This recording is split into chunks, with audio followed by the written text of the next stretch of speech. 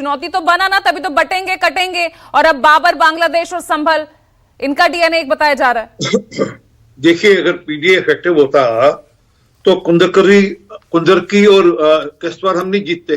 किश्तवाड़ में लगभग 71% मुस्लिम वोट है और 29% सिर्फ हिंदू वोट है। अयोध्या तो हारे ना आरपी सिंह जी, अयोध्या तो हारे ना, वहीं जाकर ही बयान दिया ना कल। पूजा बात होगी, मेरी होगी बात, आपकी समझ गया बात में आपका। वो हार के बाद जीते भी ना, हम हारने के बाद जीते भी।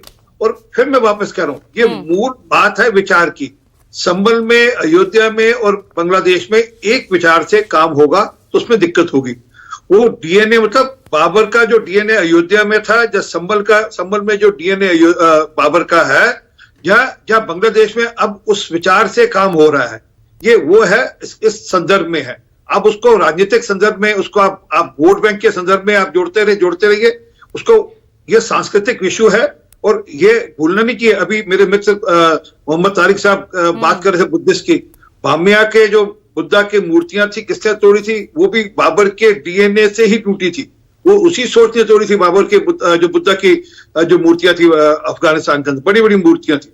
तो सबको पता है किसका क्या डीएनए क्या है क्या नहीं है। परंतु जो अभी मेरे मित्र द्विवेदी जी कह रहे थे, जिसका जहां डीएनए होगा उसको वो तकलीफ होगी। ठीक है मोहम्मद तारिक साहब, भारतीयों का डीएनए गरीब का डीएनए है। मैम, एक डीएनए टेस्ट का खर्चा लगभग 10,000, 20,000, 30,000 आता है। तो हम जैसे गरीब लोगों के लिए सरकार क्या योजना कोई लेके आएगी कि मतलब पैसा देके डीएनए टेस्ट कराना पड़ेगा? नहीं, तो इतना महंगा डीएनए टेस्ट है तो कम से कम उसको थोड़ा सा योजना की तरफ काम करिए, फ्री करवाइए, ताकि हम जैसे गरीब।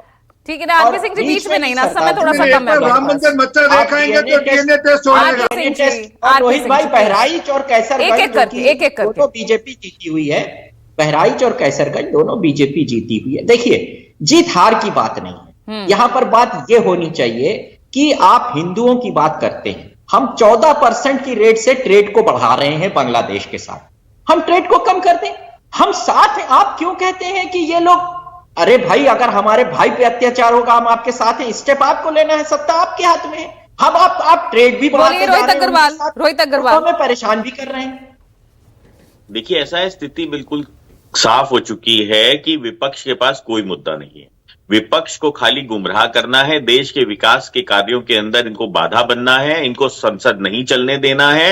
और ये आपस में लड़ने मरने के लिए और एक दूसरे को खत्म करने के लिए इतना उतागर हैं कि आज बयानबाजी कौन कर रहा है कांग्रेस के ऊपर? समाजवादी पार्टी के नेता कर रहे हैं। राम गोपाल जी कहते हैं फोटो ऐप कराने जा रहे हैं संभल के नाम पे राहुल गांधी, इनको नहीं जाना चाहिए। ये तो राम गोपाल जी का बयान है ना। जवाब दीजिए उमाशंकर जी कि यहाँ पर मुद्दे भी हैं, लेकिन मुद्दे आते हैं तो उसमें आप बयान आजकल बहुत कोट हो रहे हैं। मोहन भागवत जी से इतना प्रेम कब से हो गया विपक्ष को, मैं तो समझ नहीं पा रहा हूँ। तो उनके सारे बयानों को कोट करेंगे क्या ये? भारतीय जनता पार्टी का डीएनए बाबर का डीएनए है, ये चेक करा लिया जाए।